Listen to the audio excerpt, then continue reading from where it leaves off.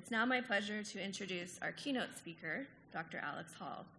There's a lot of things we can say about Alex, and so in the interest of keeping this brief, I will just mention that he is a climate scientist. That's important for today.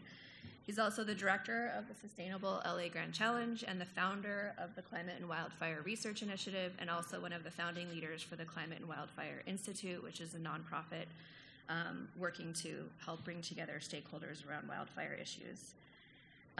He's also the director of the UCLA Institute for the Environment and Sustainability. So these are all very important hats that he wears here at UCLA to help coordinate all of our expertise across disciplines to ensure that UCLA is in fact doing societally relevant and impactful research. It takes a lot of lifting and leadership. Today's keynote, Urban Firestorms, From Understanding Risk to Acting on What We Know, explores how universities can evolve from traditional knowledge producers into active civic infrastructure. Institutions can help convene partners, accelerate collaboration, and support implementation. Please join me in welcoming Dr. Alex Hall.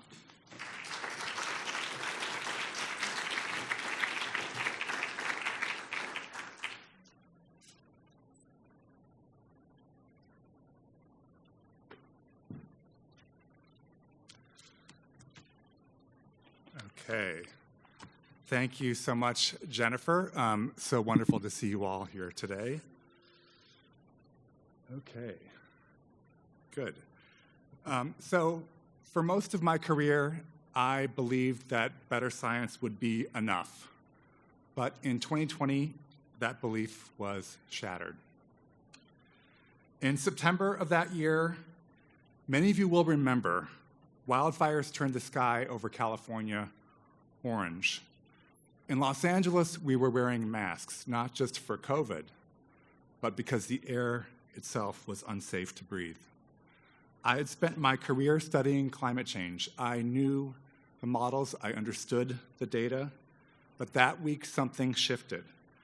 For the first time, I felt the science wasn't moving fast enough to protect my community. The scale of burning across the American West was beyond what our models had anticipated. Climate science had been remarkably accurate about rising temperatures and melting ice. But wildfire isn't just temperature.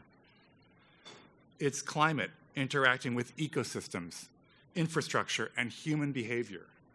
We understood the parts, but not the system. A few years earlier, I had already begun working with colleagues to connect climate science with ecology and decision-making. But 2020 made something clear. We are living through climate change at a pace and scale that is unprecedented. And in that world, extremes don't just increase, they interact and compound. Which means we can no longer plan around stable or even steadily changing conditions. That was my turning point. The problem wasn't just a lack of knowledge. It was our ability to move new knowledge into action, to learn and innovate together across disciplines and with decision makers at the speed the moment demands. The defining challenge of our time isn't what we know. It's whether we can innovate together fast enough and at scale to act. We need innovation in science and policy, in the built environment, in how we earn and maintain public trust. This is where universities can lead, bringing the right people together to imagine what is possible beyond our past assumptions. But we underinvest in the relationships and infrastructure that make this collaboration work. If we want to move with urgency, we have to move beyond the silos we built for the world that no longer exists. That requires three fundamental shifts. First, we must design for collision. That means bringing together people who don't usually work together, ideally before crisis hits. It means expanding the question until all the parts of the system are fully visible. After 2020, we began organizing around wildfire as a system we knew was evolving and demanding a different response. So when the January 2025 firestorms hit Los Angeles, we weren't starting from zero. And in that moment, I found myself asking, why don't we have a Santa Ana danger scale like we do for hurricanes?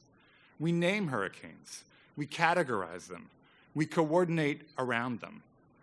But for these wind events that drive our most catastrophic fires, we have no comparable danger classification, and critically, very little coordination. So I brought together 3 types of experts who wouldn't normally sit at the same table. Climate scientists.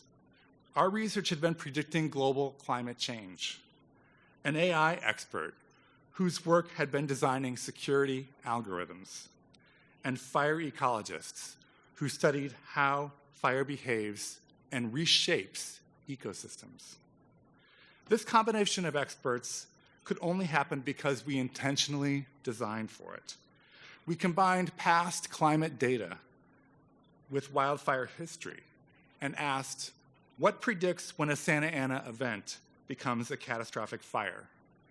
It turns out that wind speed matters a lot, and so does how much rain fell in the weeks prior to the event. But something many experts assumed was decisive, how much chaparral vegetation had built up from previous years, turned out to matter very little. That's what happens when you design for collision. You see the system differently. But the science is just the beginning. Because once you define a Category 5 event, new questions follow. Who acts when one is predicted? How should we prevent ignitions? Who coordinates power shutoffs? Who protects hospitals and communication systems? And if a fire does ignite, how should we ensure water systems are set up both to protect people and infrastructure?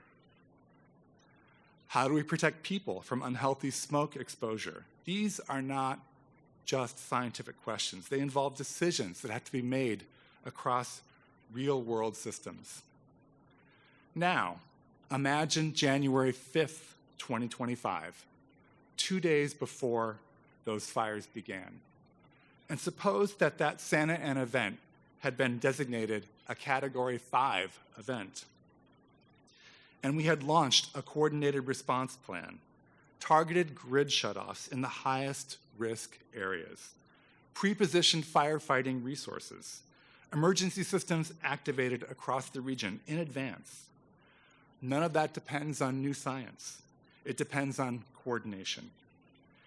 And what we must learn now is not just what to do, but how to organize ourselves to actually do it. With that approach, we have a real chance to prevent catastrophe, to stabilize and maybe even reduce risk, to protect the places where we live. But possibility is fragile, and that brings us to the second shift. We have to invest in alignment. The Santa Ana collaboration I mentioned didn't start in 2025. It grew from years of sustained work. In 2018, we had launched a collaboration across climate science, ecology, and wildfire science. Over time, we built something more important than any one result: trust. Philanthropy played a critical role by creating space for that alignment to develop, time to sit together, to explore, to reframe problems. That work is often invisible, but when the 2025 fires hit, we could build on something already in motion. Let me turn to another example: UCLA's partnership with the LEWP. UCLA has a long-standing formal agreement that allows us to function as a technical and policy research partner to the nation's largest utility. We can do this because of investment in initiatives like the Sustainable LA Grand Challenge, which allows UCLA to dedicate staff time to building relationships, working across institutional boundaries, and making sure what we learn doesn't get lost. Together with LEWP, we are tackling critical issues like equity in the energy transition, water availability and access, and seismic resilience, just to name a few. These kinds of partnerships are what investing in alignment looks like over time. Alignment creates the possibility of action, but what matters is having the capacity to respond when it counts. And that brings us to the third shift, build for action. Because even when we've changed how we define the problem and designed for collision of expertise, and even when we've built alignment and trust among the experts, there's still a gap to implementation. Closing that gap requires the ability to act quickly and across systems when it matters. After the fires, the California Community Foundation supported UCLA's engagement with the Blue Ribbon Commission on Climate Action and Fire-Safe Recovery. They didn't fund a one-off study. They funded our ability to engage, to sit with civic leaders, to ensure decision-making is informed by the best available science, and move toward coordinated action. That's how teams turn knowledge into impact. We've seen this model before at a very different scale. During COVID, we developed, tested, and deployed a vaccine for a novel virus in under a year. That wasn't just a scientific breakthrough. The science largely already existed. The vetting systems existed. The manufacturing and distribution systems existed. What changed was coordination and investment, a deliberate effort to integrate and accelerate all those pieces toward a shared goal. This wasn't just about discovery. It was about bringing all the pieces together and moving quickly. That's what building for action requires, and what sustainability needs so desperately. Not one-off responses, but the capacity to act again and again. This means durable relationships with those responsible for implementation, agencies, governments, and communities. It means building systems that can carry knowledge forward, support better decisions, and sustain action over time. These aren't temporary efforts. They are infrastructure. They depend on sustained investment in relationships, coordination, and institutional memory. If we build for siloed achievement, we get siloed solutions. If we build for coordinated action, we create the conditions for resilience. Wildfire is but one urgent challenge. To name a few others, water systems under rapidly increasing stress, decarbonizing energy while demand rises, ensuring landscapes support both people and habitat. These are system-level challenges. They cross disciplines and institutions, and they require the same three shifts. Design for collision, invest in alignment, and build for action. Bring the right people together. Build the connective infrastructure. Align incentives with impact. Do it again and again. Because the defining challenge of our time isn't what we know. It's whether we can innovate together fast enough and at scale to act.